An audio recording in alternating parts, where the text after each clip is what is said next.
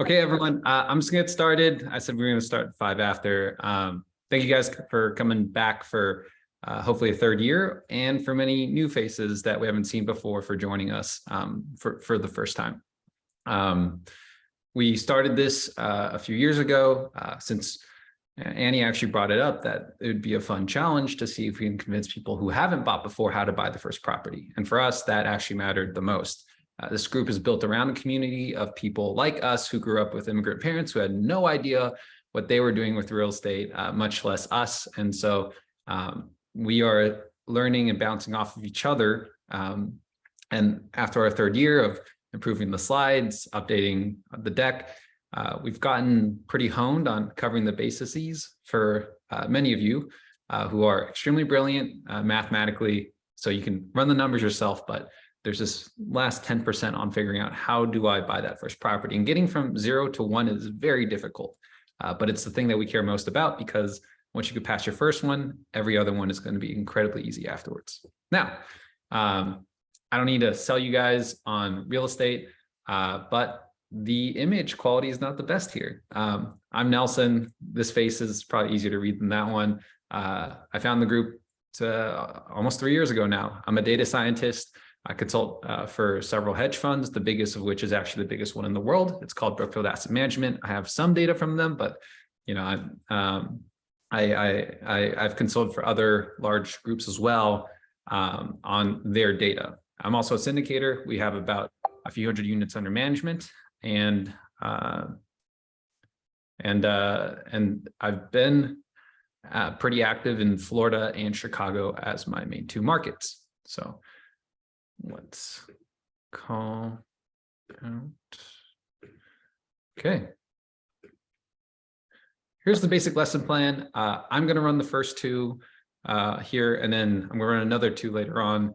But we're going to talk about the data, how to use numbers. We're going to talk about a deal, basically how to find them, and financing strategies. And then I'm going to follow up finally with operations. Everyone else is going to cover the three in the middle. I know people want to see syndications. They want to talk about partnerships, and Tony's going to come in with some tax strategies.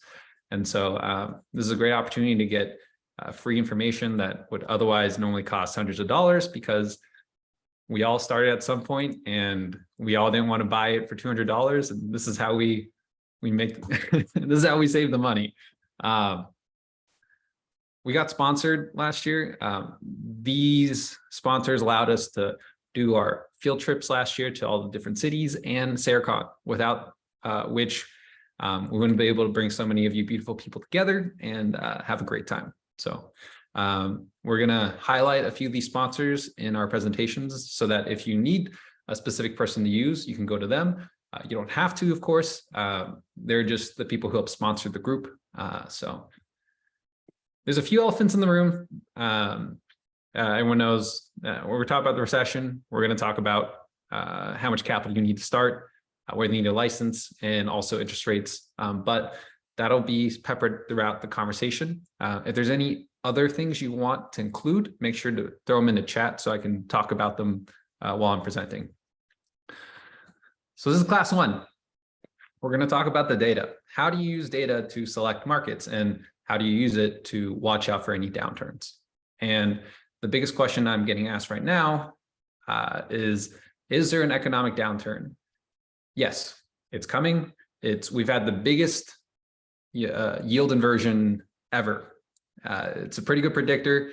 And at least the friends that I have on Wall Street are all talking about pulling back in terms of capital. And that just means pretty much there's going to be a lot less investment in real estate, stocks, equities, everything in the coming future.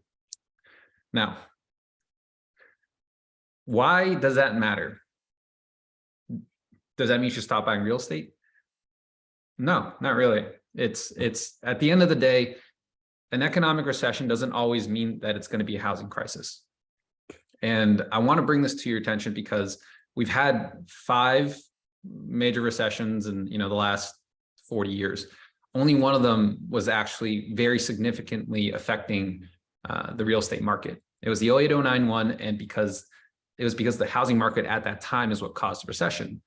Bad lending practices, financial fraud, There's probably still fraud, but we have a lot better lending practices that are regulated now. So what's going to happen is people are going to eventually start losing jobs. Stock's going to tank again. Revenues are going to fall because spending is going to go down. But I personally think real estate's going to sort of have a floor, mainly because right now prices are coming down slightly more because of affordability. Whereas in 08, 09, it was coming down because of oversupply. You know, if you're a waiter, you could lie and say, I make $1 million a year, let me borrow 3 houses. And the idea was that the homes always go up. So what happened once the economy tanked? Well, they couldn't hold on to the homes and they tried to sell all of them at once. And so it was an oversupply. We don't have that yet. You know, supplies increased dramatically, don't get me wrong, from 2 weeks to now 4 or 5 months, but that might just bring us to a stable market. And so in the year coming forward, I see real estate still sliding a bit, and we are probably going to bleed red all the way until 2024, but I don't see it falling much further than another 5–10%. Now, how should you buy in an economic downturn in order to adjust for this recession? Because you can't predict when things are going to come back around, but there are a few guarantees that we can look at when we think about the fundamentals. And so here's one of the first points I wanted to make that people don't realize. Rent will match your consumer price index, your CPI. It doesn't go down. Even in the Great Recession, even in Detroit, rent went sideways. This gray bar is the 08, 09 recession. Even in Detroit, of all places, rent didn't collapse, even though prices of homes went down by half. This is important because what this means is if you have cash flow, your rent pretty much stays consistent. And if you lose your job, if the economy tanks, you can hold on to the property until everything goes back to normal. And that's what matters really in the long run. Can you survive on the cash flow until you need to sell? And so this is why I think for one of the most important things that I care about, at least in an economy that's turning down, is you got to buy cash flow. The other thing you got to do is buy cheap. Now, the question is, how do you find what's cheap? Well, if you look at the historical data again, what Case-Shiller tells us is that the market will have C-class, lower price properties appreciate faster when the times are good. But the nicer Class A properties in good school districts, high-income areas, for those, the properties will drop less in the bad times, right? So this blue line indicates the New York low price home index. It all starts around the same point. It assumes that in the year 2000, they all start at 100. So what does this tell us? It's low income homes appreciated a lot more. But when the economy tanked, those are the ones that had to sell at the biggest discount, right? So when you are buying properties, pay attention to the neighborhoods that you're buying in and the type of building you're buying in. It's a nicer property. Well, it's gonna be a harder time getting a discount. Whereas the worse the neighborhood, the much larger discount you're going to be able to pull off. And so this trend is just repeated, right? The economy tanked and then it went right back up. And all of a sudden, low price homes are now appreciating even faster again than the high price homes, right? But the high price homes bring you more stability. And then if for everyone investing out of state, major cities don't always perform better than the secondary or tertiary cities. Most of the graphs all look like this. In San Francisco, that's this green line. It matched pretty much Phoenix, even though Phoenix tanked a bit harder in the 08, 09 recession, right? Phoenix is now seeing some of that repeat again, but what you got to notice is Denver barely moved, right? Denver went down maybe like 5% across the market and then went right back up. Whereas Phoenix, San Francisco, they dropped by half at the bottom in 09 through 2011. Why did it drop by half? Well, it's the economy, really, right? It's how much money was pumped in. You could see that these cities really popped off because it's where everyone thought the growth was going to go, and then it didn't retain. And honestly, we'll probably see some of that in the coming future. These areas that appreciated the most likely didn't have enough rent growth or income growth to match the price appreciation. And so the prices that are going to come down are probably going to try to match how much the income growth we actually had was. That's pretty much the best way I can explain it. Prices go up, you got to have either income or you got to have rent growth. That's the only way to support the housing. And a lot of places didn't actually have that growth. But that's what I meant when I say, don't just invest in the major cities like New York, San Francisco, Chicago, because you think they're larger, they're safer. They're not. They fall just as hard. And it's really the cities that people aren't paying attention to that don't fall as hard. Now, how do you figure out which market you go into? Here's a website I like a lot. It's the Department of Numbers. You can use this to track incomes.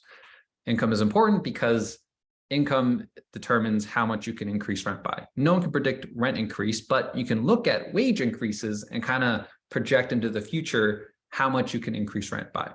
And then how much you increase wages by is usually a function of how much did employment increase, right? The more people you have that, that need to be employed, the more you can push their incomes. And then the more you push their incomes, the more you can push their rent. And as a landlord, cash flow is king. Appreciation is just icing, right? So, oops. So if you look, sorry, this is a little hard to read, but Department of Numbers is the website. City Data is another website I like. I'll show you what it looks like later. But if we go and we actually use data science to predict appreciation, I did this as a fun project for some of these hedge funds, so I'm not going to cite the source. But you can take census data and then use prior data to predict the future.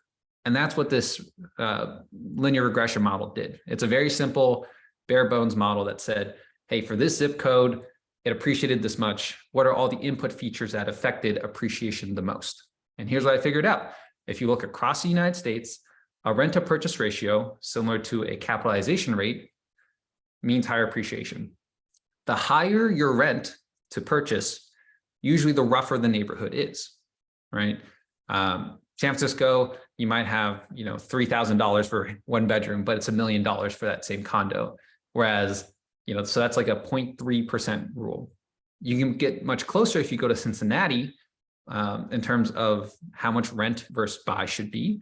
But the problem is those neighborhoods are rough. So at the end of the day, what happened is I tried to predict data from 2015 till 2020. That was a good market.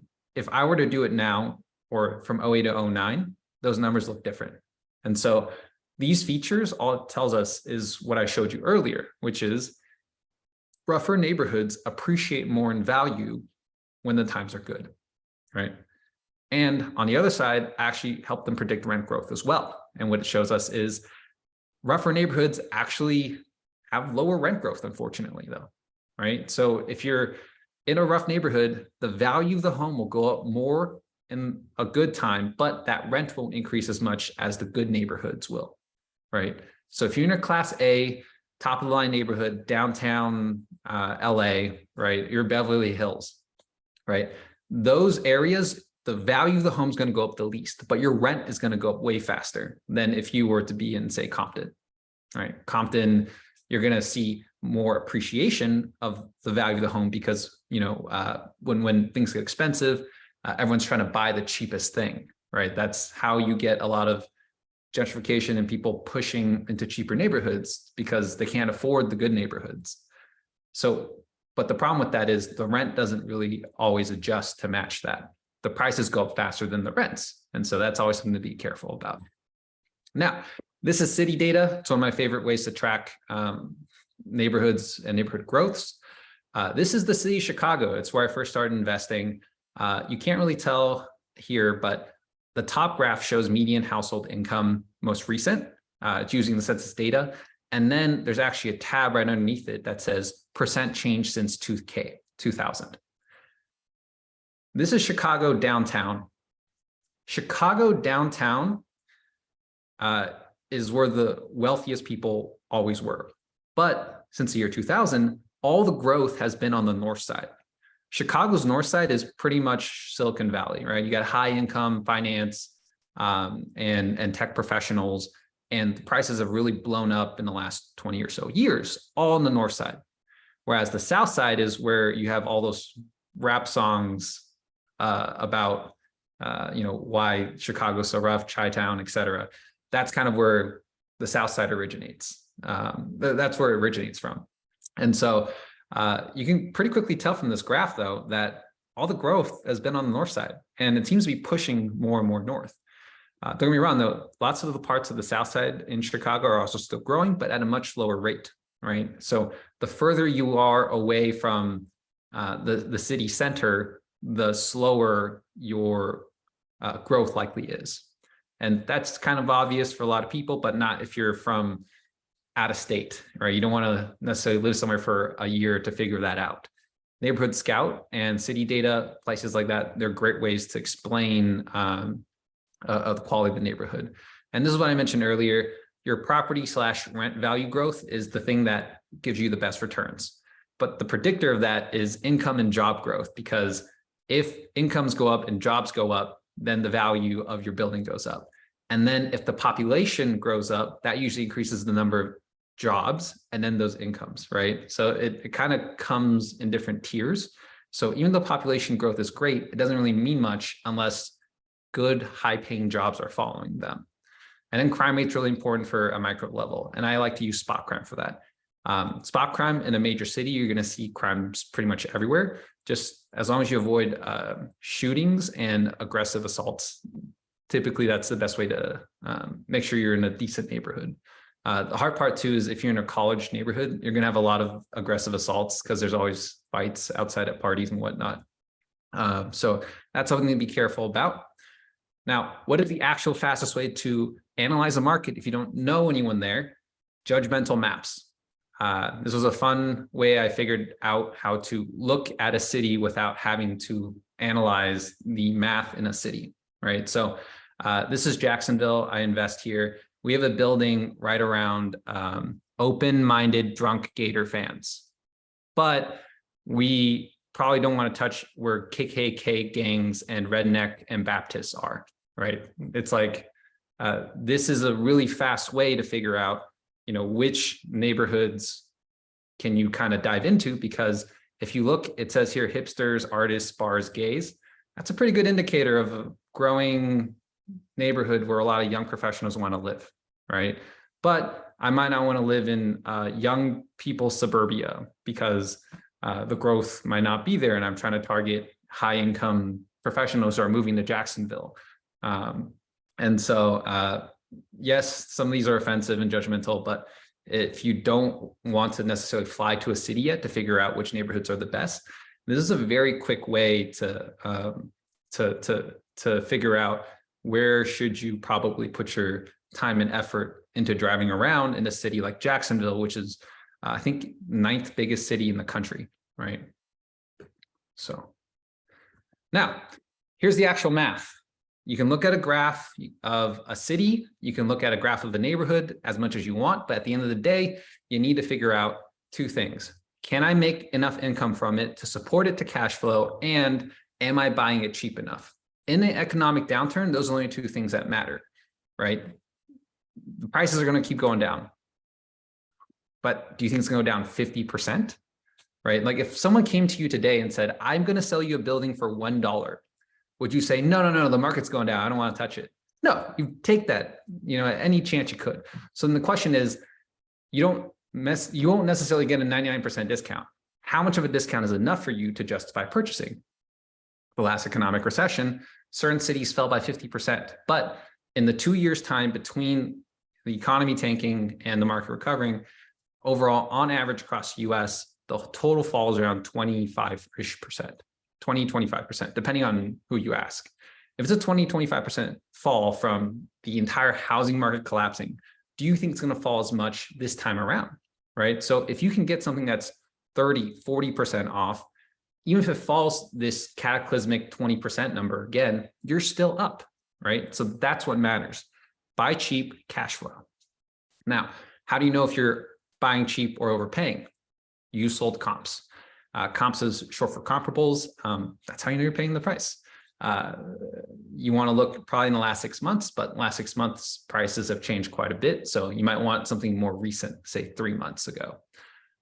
Then you're going to want to see something that's similar size bedroom and baths. All right. So you don't want to buy a 3-bedroom, 2-bath and then compare it to a quadplex, because the per square foot price for a quadplex is much cheaper than a 3-bed, 2-bath of the same square footage. I don't know why it seems to be this way across every city. That's just something to be careful about, because you need to make sure it's the same type of home and the same type of bedrooms and bathrooms. Then Redfin, Zillow, MLS, those are the best ways to check. The only way to check comps though in Texas, which is a non-disclosure state, which means no one reports the actual sale price of the property. You have to actually go through a broker, unfortunately, for that. So if you have a friend or somebody in SARE, you know, that is an agent in Texas or wherever non-disclosure state you're in, that's how you get your comps. And then on commercial side, you have CoStar, or you pretty much have to ask a broker. Those are really the only 2 ways you can get information. The brokers will usually have reports as well. It's very much an old boys network once you get into commercial or 4+ unit apartment complexes. The larger buildings tend to be transacted by maybe 4 or 5 major commercial brokerages for every metro, and they control probably 90% of all transactions. That's just the way things are. And the only way to, get involved is you have to buy something from them so they can trust that you can close, and then they'll start sending you leads, or you get brought in by somebody who's already got a relationship with them. And that's how you can enter this essentially old boys club of buying apartment complexes. I didn't make the system. It's one that I experienced, and I've been lucky enough to meet the right people, but you really do just need a broker relationship in order to get involved in the commercial real estate side, unfortunately. Now, how do you calculate your returns? We have a cash flow calculator for you. It's essentially cash flow is your income minus your expenses, right? That's one of the most important things. If you have positive cash flows, you don't pay out of pocket. And then even though your market might be really expensive, like San Francisco, just get as closest to zero as you can. The reason why this is important is you could lose your job. You could, have the stock market totally tank, but you still get rent, right? Income is consistent, and everyone needs a place to live. And that's kind of the appeal of investing in real estate, is cash flow. If you wanted to stake and take a risk on things going up even more, great, but you could do Bitcoin if you want to take a gamble, right? Real estate is largely about the safety, and so cash flow is king, but it shouldn't be everything. You should still consider maybe future appreciation based on the value of your neighborhood. Now, if you want to calculate your returns, go to subtlerealestate.com. There's an investment guide. I am actually going to show you guys how to use it. So you can go to subtlerealestate.com. We're updating the site. If someone's a better designer than me, I would love your help, because this is a janky Wix website that I put together. We have a thing called an investing guide here. So if you click on the investing guide from our website, it'll take you to the Notion that kind of has all the stuff that you would need. Basic guides, even in certain cities like Austin, I've drawn out maps of what you to consider there.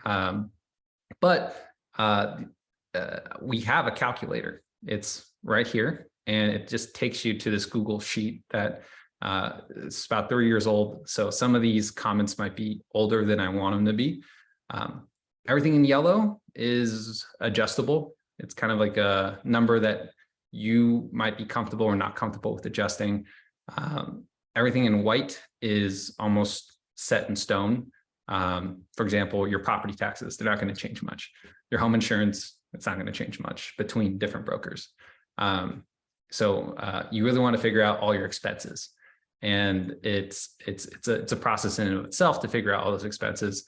But you're going to need them to figure out how much can you actually cash flow a month. The thing that people tend to forget the most is CapEx and saving money for extra reserves. And so I highly, highly recommend being cautious. especially in a time where the economy is likely to see some extra red in the foreseeable future. But it's also the best time to buy. Like this house I just got 25% off. This was unthinkable in Austin over the last 2 years. But a flipper, you know, they got stuck with a loan and everyone else is scared to buy. And I'm the only person who could move on it fast enough. And so those are things that you have the opportunity to do only when no one else is paying attention. And so buy low, sell high, be greedy when others are fearful. Everyone's heard these terms before, but I really think they apply in pretty much every situation.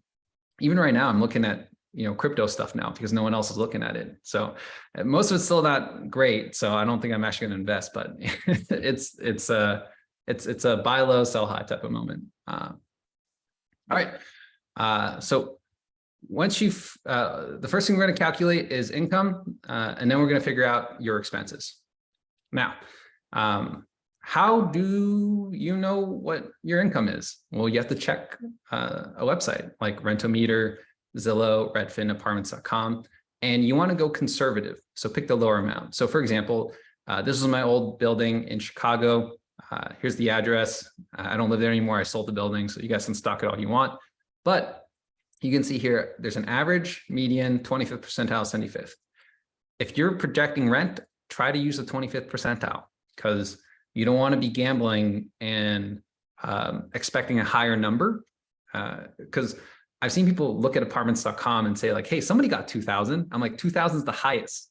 You think you're going to get 2,000, like just like the other person who's trying to rent out the highest?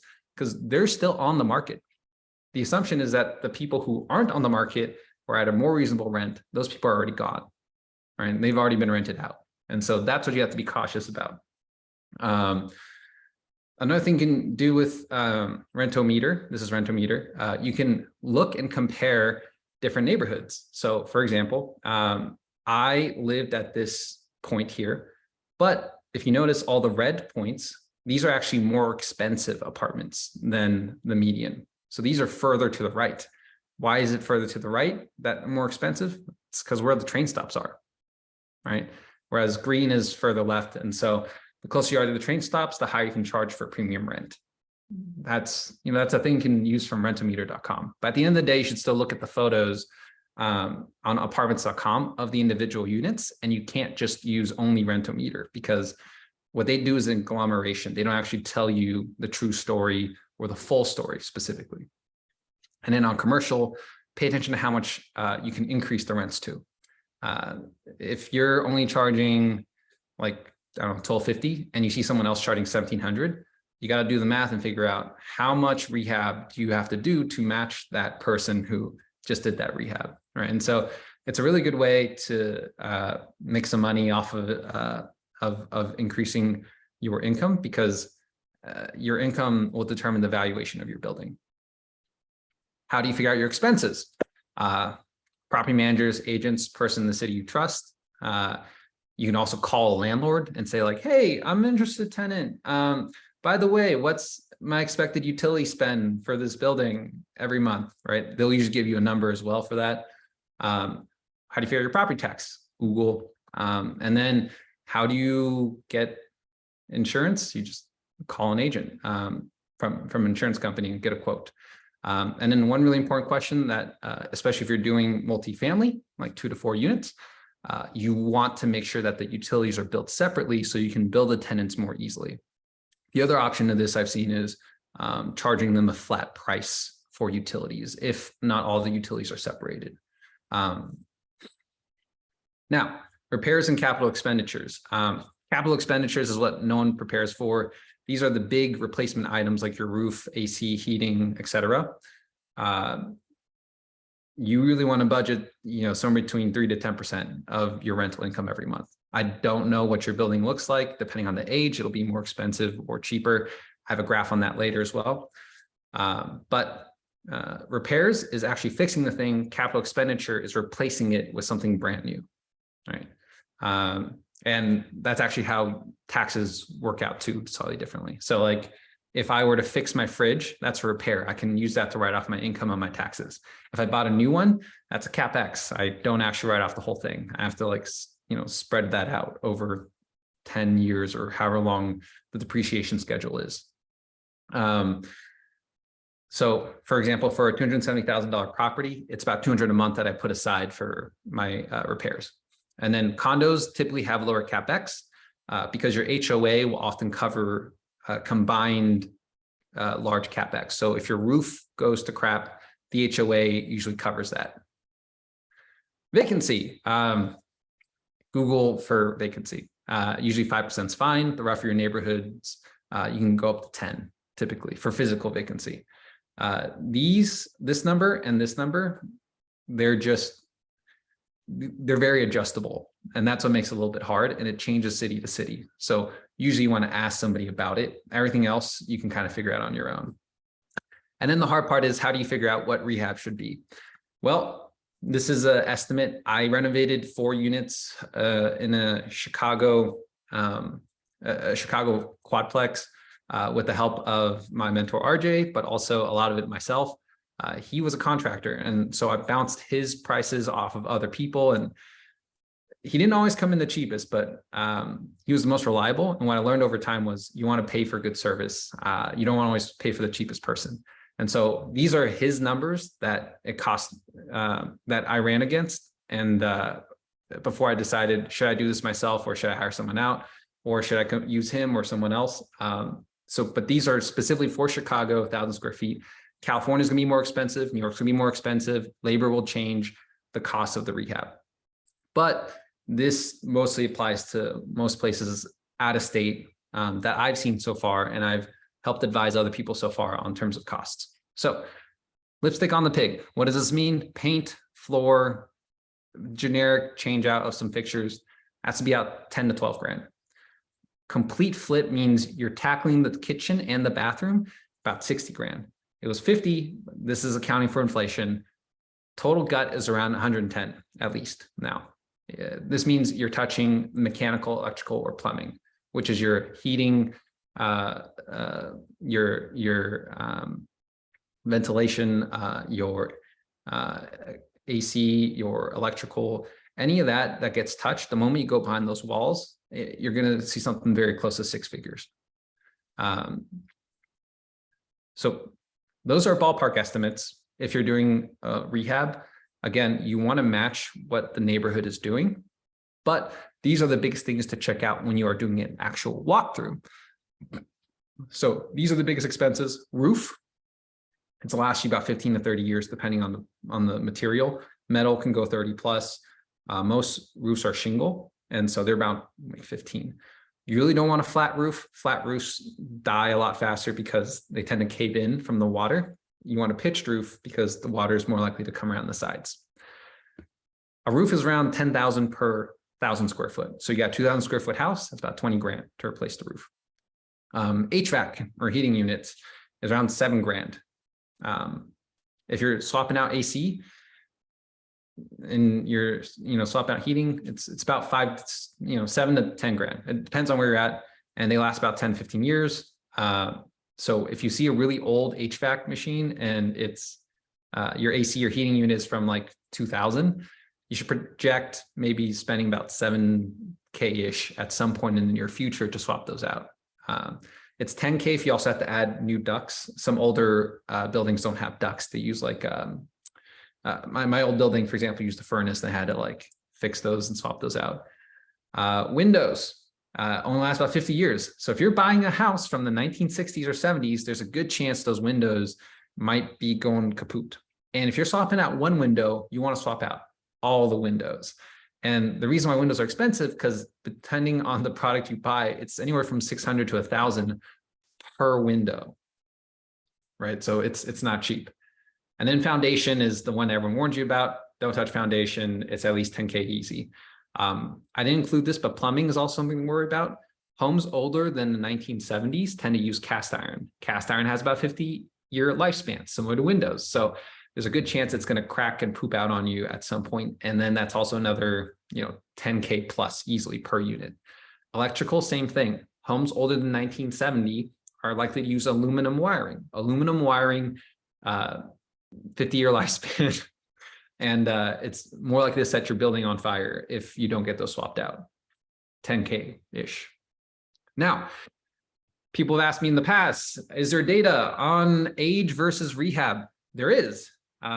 This is a hedge fund that owns about 10,000 single-family homes. Don't share this around because it's proprietary, but this is a graph of how they project their data on age versus renovation costs. So this orange dot is the cost. The blue bars are the number of properties that they own within that age range. So as you can see, mostly they don't buy buildings older than the 1950s, but it's pretty much the same cost per square foot for renovation until they hit the year 2000. And then it just starts dropping off every year, right? So if you're buying a home older than 2000, believe it or not, your rehab cost is probably going to be about the same as all those other homes older than it. So 2000 newer, you can cheap out a little and save some money on the renovations probably. But this is for them to update a home and make it ready to be rented out. And this is across a lot of data, a lot of properties. And they buy probably in like 20 states, right? So like, you know, this is, people pay for this data. I'm just saying, all right, just that being said, that was the last of it. I can go back and kind of walk through the Excel sheet for cash flow estimation, but right now, that's kind of it. We're just doing our Q&A. Don't forget to follow our SARE Ladies podcast. Tiffany and Anita crushing it. They just did our SARE Ladies trip. And don't forget to subscribe to the newsletter and podcast. I'm ready for questions. Who's got him?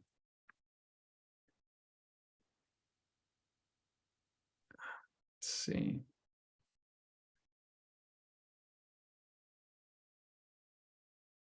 Fun fact, BlackRock doesn't actually buy, it's not BlackRock. They don't own any more homes. I don't know if you know this, but they spun off their real estate division and it's called Invitation Homes. So it's like a separate company now. It's publicly traded by itself, Invitation Homes. And Invitation Homes about 80,000 single family homes across the US, since they were actually the OG hedge fund buying up single family homes. Is it really hard to replace an old plumbing system? Yes. It's not about the hardness of it. It's that you have to get behind the walls, dig up your flooring, and then once that's done, then you put in the plumbing, and then you have to redo your floors, right? So if you're wood or if you're laminate, that you just got to redo the whole thing for where the plumbing was, and then you got to put up new drywall for where they had to poke out the walls to take out the plumbing, right? So MEP, very expensive. Mechanical, which is heating, ventilation, air conditioning, electrical, plumbing, MEP, remember those. What's the renovation per square foot in dollar amounts? I can pull that later. That's not the one I used. But this is, yeah, 1.3 square foot. So the average home they buy is around 1,500 to 2,000 square feet. And so you can guesstimate on that is around $2,500 to $4,000 for rehab for them. But also they have a lot of scale.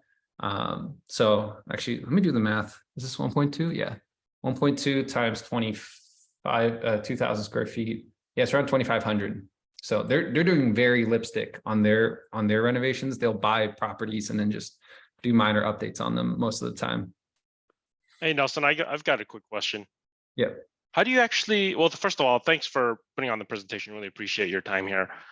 How do you go about, I guess, in terms of estimating the rehab costs? Are you taking the contractor with you on these inspections, or are you showing them photographs and having them provide a rough estimate? How do you go about doing that? It's very difficult, which is the benefit of using an agent. Most agents have a contractor that they use consistently. And so that's how you cut out the middleman. Otherwise, there's a good chance you're going to get ganked on the price. There's a good chance none of them want to follow you out because there's no guarantee you're going to buy the house, right? It's not worth it for their time to help you out, which is why I gave you a few rules of thumb and just throw in 10,000 expecting like that's probably the worst you'll hit, or 50,000 you have to redo the kitchen and the bath. And so like those numbers that I'm giving you are just ballparks for you before you even approach the contractor, because a contractor, they make money on whether or not the project gets executed, and they don't want to waste their time showing up somewhere, giving a quote just to not get it accepted. Right. And so having an agent helps skip a lot of those steps, because the agent is likely to push them to sell, and so the contractor is more comfortable because they probably do a lot of work for the agent, right? And so I highly recommend talking to an agent. But for me, I actually got an agent that was a contractor. And if RJ won't get angry if I say this, but he's a terrible agent. Like, I found my own deals, I did my own cash flow analysis. He's a great contractor, and he told me that's what he loves doing, and that's what I needed. The rehab number is the only one I didn't know how to calculate, and so I needed that person there as my agent to be the person to walk through with me on my first property, so I didn't just eat crap and buy a dud somewhere. And so I guess, is the common practice after getting that estimate and closing the deal, do people typically use the same contractor that's recommended by the agent, or do they? You don't have to. You just get. So here's the scenario. We're going to talk about this actually on the next class. Okay, jumping ahead. Yeah. You put in an offer, you get it under contract, and then once you're under contract, then most contractors feel comfortable approaching the property. Now, what you typically have is a 7-day due diligence period. You can go longer, maybe 14, where after you're under contract, you can still back out at any point and keep all of your earnest money, right? Your deposit money. So in that 7 days, it's pretty much risk-free. You should just get under contract and then get the contractor to show up, give you a quote. And if it doesn't work, kill the deal. Gotcha. Is that 7-day rule pretty consistent across all 50 states, or does it vary by state? It's pretty consistent across all 50 states, but I don't know that well. I've only bought in like 4 states. So. Okay. I'll definitely check that before doing any deals. Thanks. Yeah. In Texas, though, there is one downside. Texas, you have to pay an earnest money deposit fee. So on top of your deposit, which is usually 1% of the money, you have to pay $500 just to get it under contract, or the option fee. Gotcha. I don't remember having an option fee when I was in Chicago. Chicago didn't charge any fees just to get under contract. Texas charges $500. So you'll lose $500 if you back out, which does suck. Compare that to losing 10 or 20 grand because you have a surprise issue with like one of the buildings and you didn't realize it. And in that 7-day period, you should also be getting an inspector out there to do a report and make sure that everything's good to go. Right. Makes sense. Brian Wu, what's the minimum cash flow should we strike for as a new investor?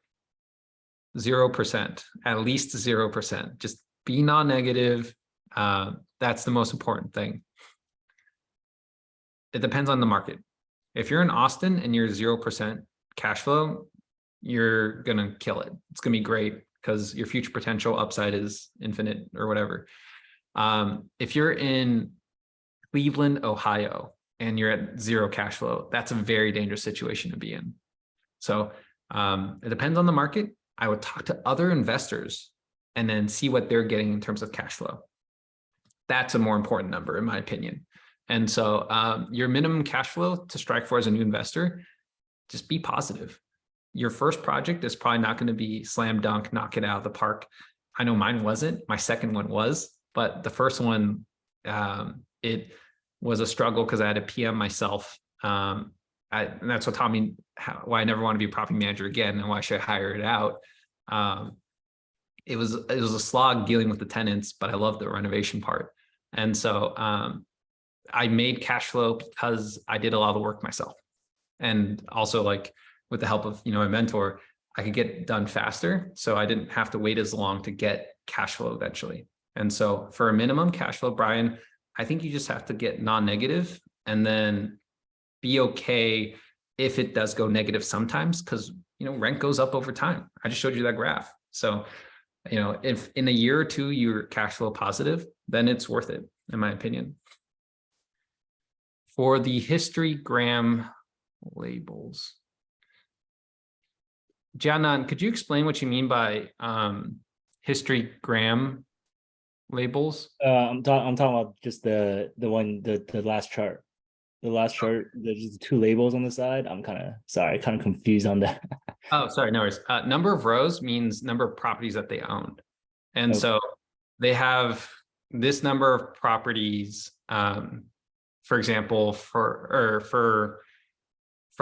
1960, right? So it's like 1.5, so 1,500. And then here's the average renovation per square foot cost for 1,600 or 1,500. So like it'd be like $1, like if it was 1 or 1 point, like the No, average. think about it this way. You have a house, it's 2,000 square feet. So if the average cost for a house in 2010 is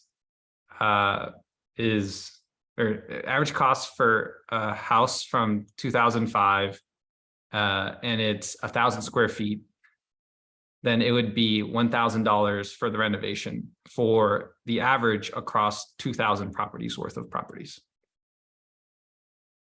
It's a little confusing. The blue side is supposed to indicate the bars, and the bars show how many properties there are that they have. And then the right side shows the cost of the renovations for, on average, per square foot for that age of property.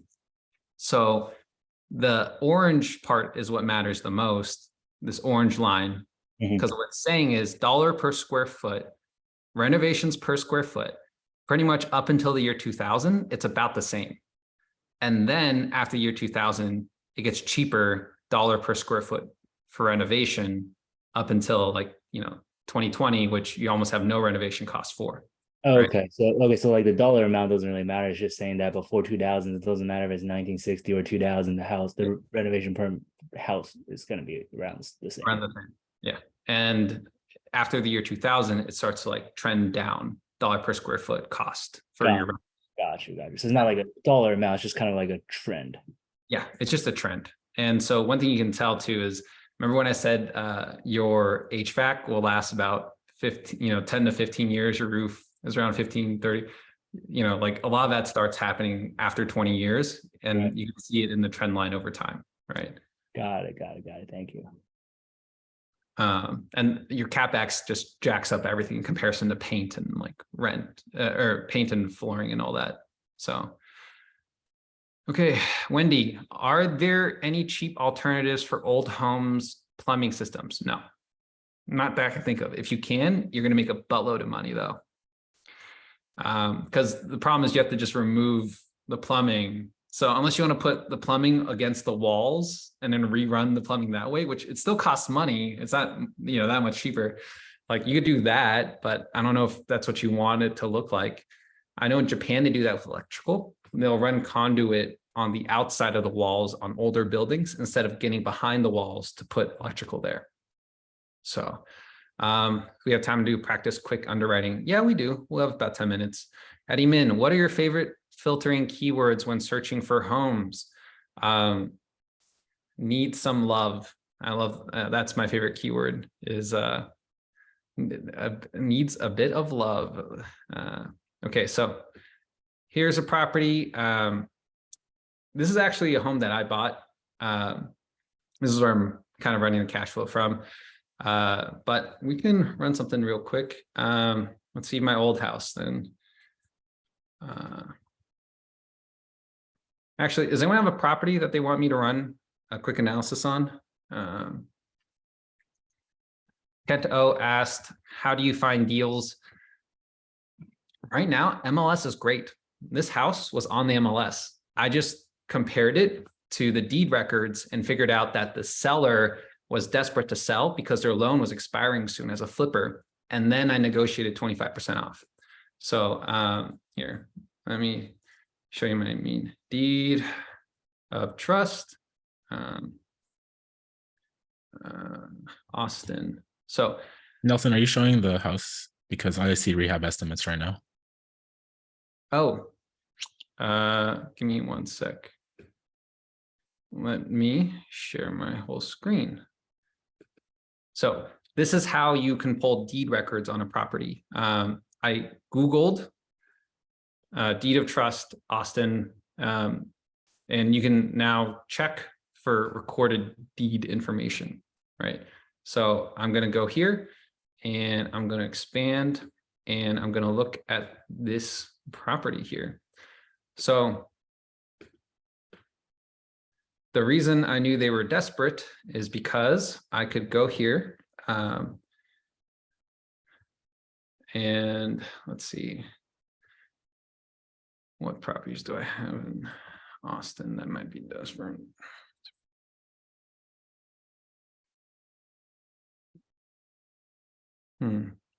Here, I already I made a list of these. Give me one sec.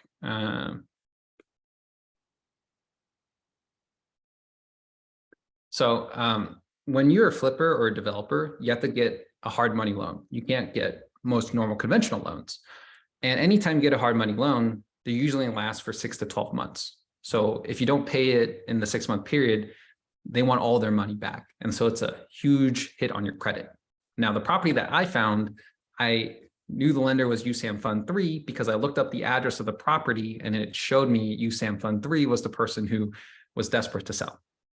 Right. So let's see, I'm going to pull up this property here.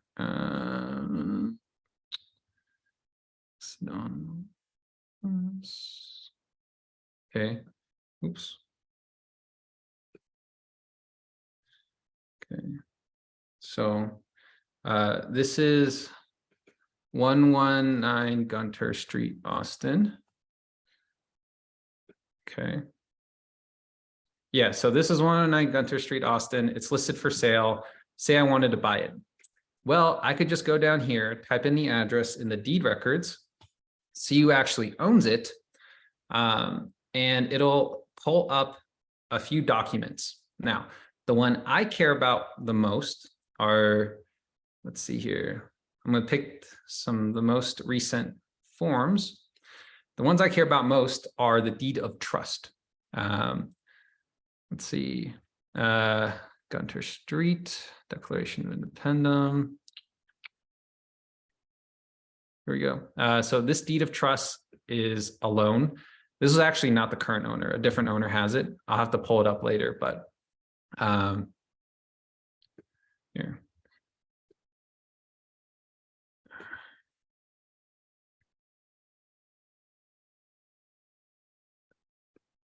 So USAM Fund 3 is a hard money lender and seem to be having issues right now with getting this to work.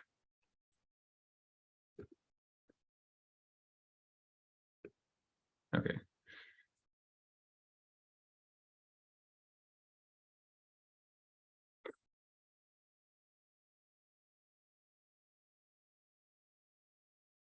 So if I go to USAM Fund 3, usually what it tells me is properties that people have that they are lending on.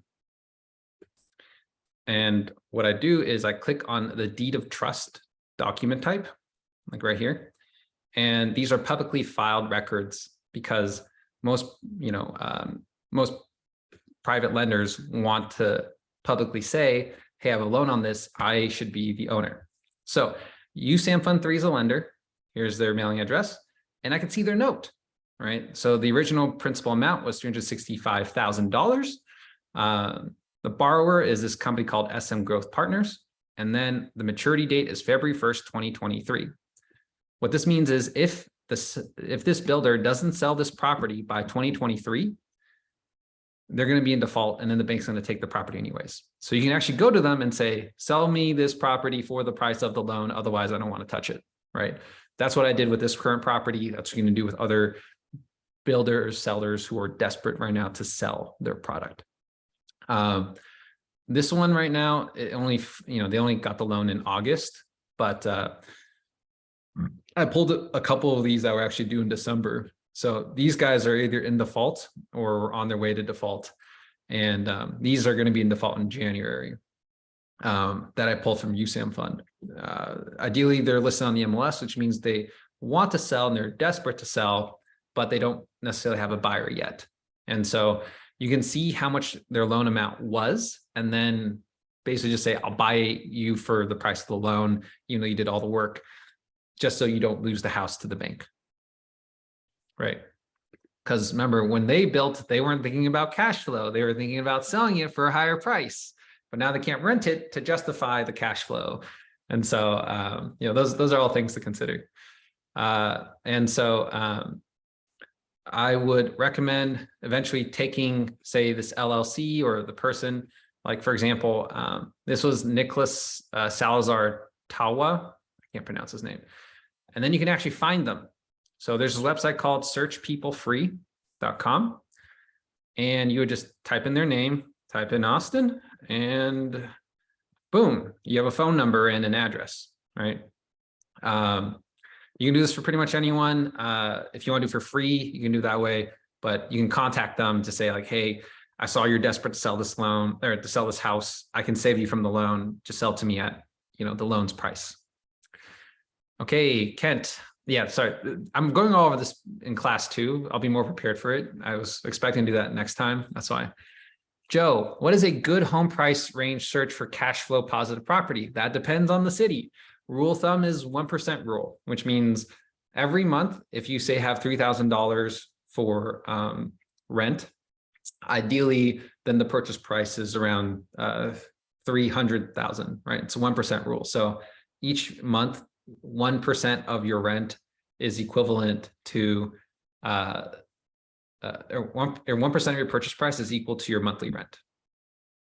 Ken O, nice, thanks. +1 on walking through evaluating a property. Joe Yang, it's not about the price range. Jenna, sorry, can you go over the labels on the rehab charts again? Okay, sorry, moving over that. Jennifer, what are your thoughts on condos and properties with HOAs? Are they less likely to cash flow? 1, yes, they are actually less likely to cash flow, and condos will appreciate less in value. Fun fact. So if you're okay with it appreciating less in value, then go ahead, because they're cheaper to access, but condos tend to be slower in appreciation. I just I don't know how to explain it. It just shows up that way in the data. I think largely because most people don't want to pay more for a condo when the same amount of money could be directed towards buying a house. Like, that's larger, but slightly further away. That could be why, but I'm not necessarily sure why. And also HOAs are just annoying to deal with, especially if you have tenants who don't want to follow HOA's rules. Eddie asked, data question. I looked up a loan associated with the seller's home. How did you find that? Okay, I just showed it. Nancy, how do you factor in the cost of property manager for out-of-state investment? Okay, let's get back on track here. So I have a purchase price here. Right now, interest rates are around 7%. You can Google for this or wherever. Down payment, just 25, and then rehab costs. And then closing costs are usually around 2 to 3%, depending on where you're at. Rental income, I talked about this. You can make also money from garage and laundry.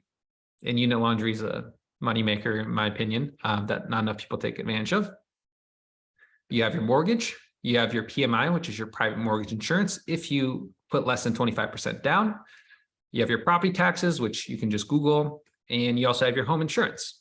Fun fact, if you look up property tax information, so for example, I am looking for Cook County tax assessor. You just put any county for the property you're trying to buy in. Cook County is actually Chicago tax assessor. That's where I used to live. And I might be looking for a property tax evaluation. So I'm going to look up my old house, 3115 North, that one corner. I am not a robot. And so you can pull up the property details on what your property tax should be. Sorry, I should be looking at this, sorry, not the assessor. This should be depends on the assessor or portal. It depends. Every city has it slightly different. Chicago keeps them separate for some reason, which is a little annoying. Austin makes it a little bit easier for me to track But if you look up the property where I used to live, you can actually figure out how much you have to pay every single year in taxes, which is around 9,000 because it appreciated a lot in value. I sold it in 2021. Sorry, whoever bought my property. And then you can also check out and see who the owner is. So, you know, that site I showed you earlier? Well, you can figure out who the owner is and figure out properties off market. So you see a property you like, you can just kind of look at it, get the address, put it in the tax assessor, and you can figure out the person's name. And then from the name, use that site to skip trace and figure out who the actual owner is. Again, this is all we're going over all this tomorrow. So that was class 2. Now, back to Nancy's question. Flood insurance, you might not need. Liability insurance, you're going to want. This is cheaper than LLC. The yellow parts are all subjective, right? Vacancy, repairs, capital expenditure. Your property manager is also another expense that you don't really know what it's going to be until you start getting quotes.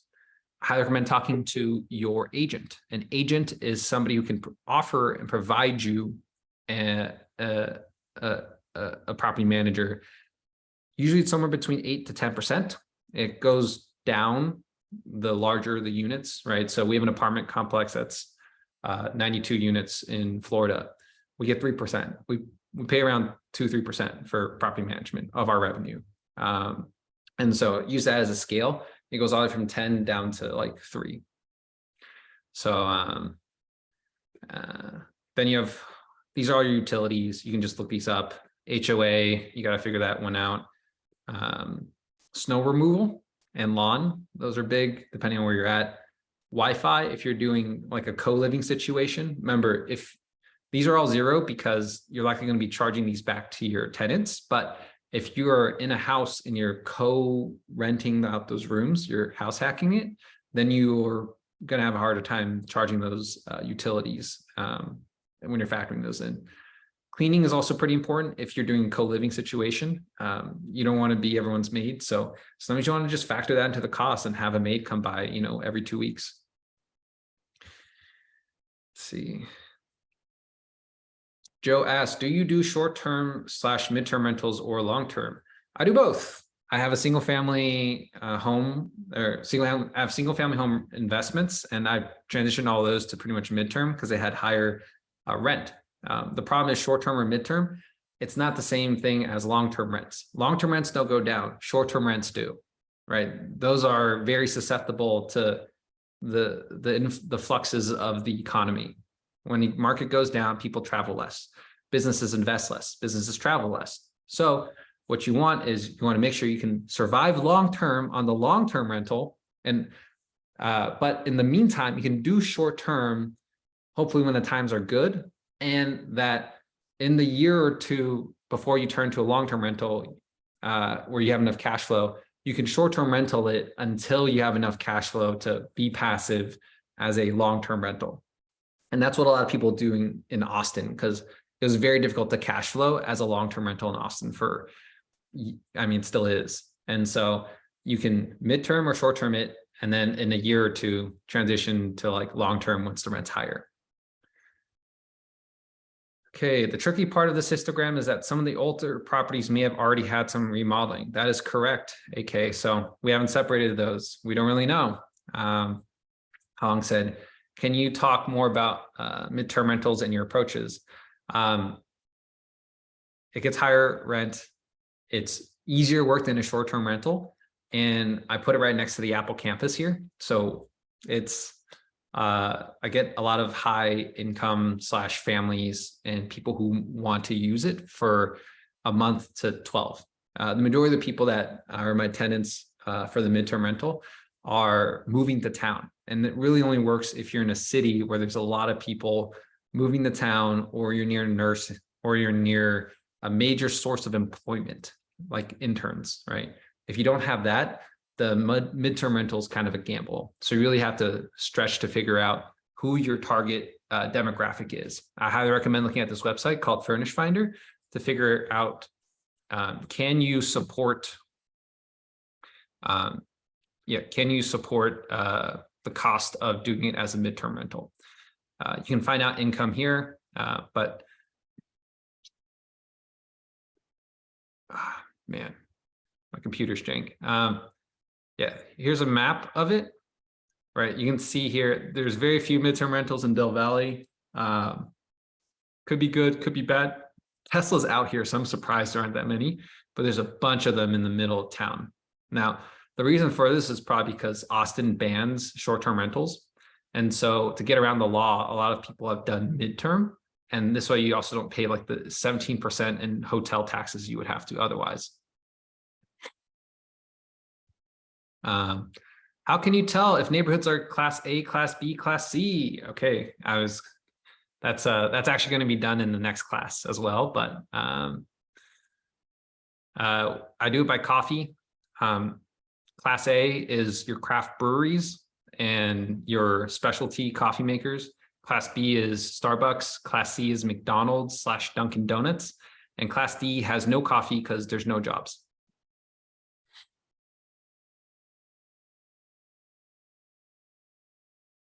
Okay, Lee Lin, nice. Potential wholesale that you wanted my thoughts on. Let's look up this property for Cielo Bueno Park. Actually, we're a little past time. So this is Cielo Bueno Park. You can probably look up deed records later to see if this person is desperate to get it sold. But I wouldn't be paying anything for cash right now through the wholesaler unless it was at least like 10% off, just to be worth the time.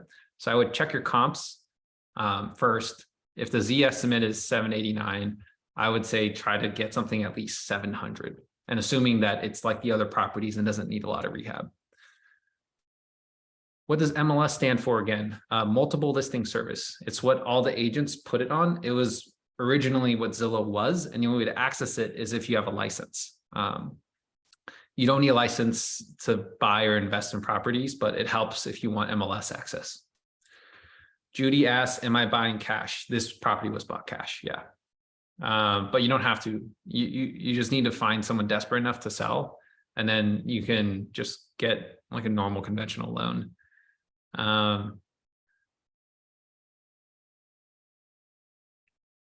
Jenny asks, can I get the Excel sheet? It's on the website, Subtle Real Estate, and then just click the investment guide and we have everything there, including the Excel sheet. How do you find the property owner for California? I don't think assessor shows owner information. Oh, really? Okay. California might have some privacy things that prevent you from looking it up. So Bueno Park tax, property tax. So this thing is a little different for every city. You know, sometimes they don't allow you to look things up because of different privacy rules. Let's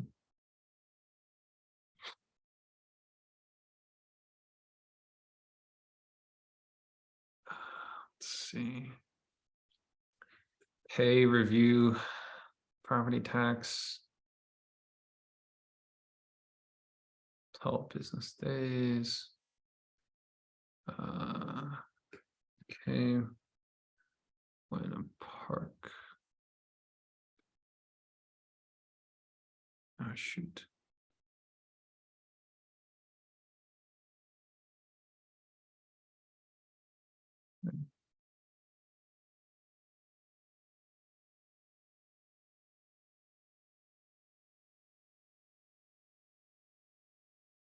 Okay.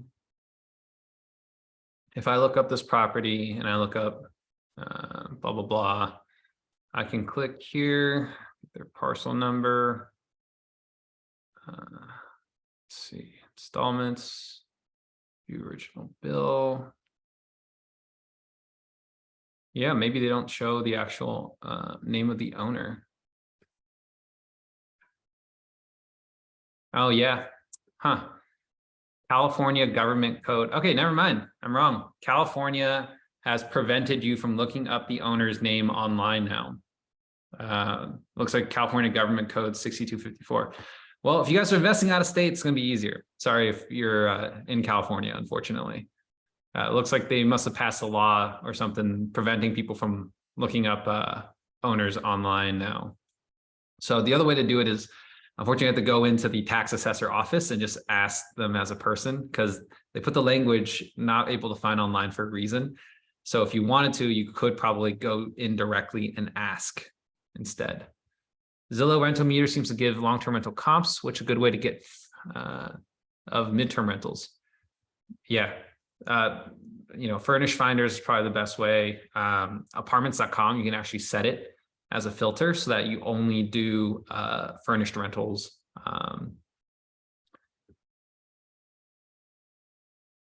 Sunny said you can look up owner's address from the city record in California. Oh, okay, that could be something. Yeah, I don't invest in California, as you can tell, so I haven't looked up how to track down owner information. No, looks like I can't use this site either. But that kind of is the bulk of how I try to find and figure out who owns the property. The worst case scenario that you can do for this is sometimes you can just kind of like copy an address and then type in search people free. Oops.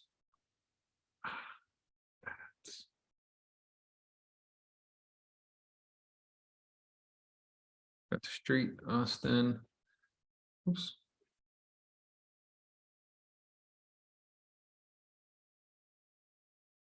So I guess this isn't really pulling up the right address necessarily, but you can do something like that where you just reverse search through the address and hopefully whoever owned it was like a normal person and not LLC that's trying to stay anonymous. So, but yeah, that's, if that doesn't work, ideally they've listed it and you just contact the listing agent directly and just ask them, how low are you willing to go? Because, for 2 years you couldn't really ask that. And now is the best time to push for discounts. So, all right. Thank you everyone for being part of this tonight. I know we went a little over time. A lot of this is supposed to be for tomorrow. And so it's been a full hour. I'm hoping you guys got a lot out of it. We're going to record this and we're going to send this out on YouTube so that everyone knows that this was a real thing. Thanks everyone for showing up. Catch you later. Thanks, Nelson.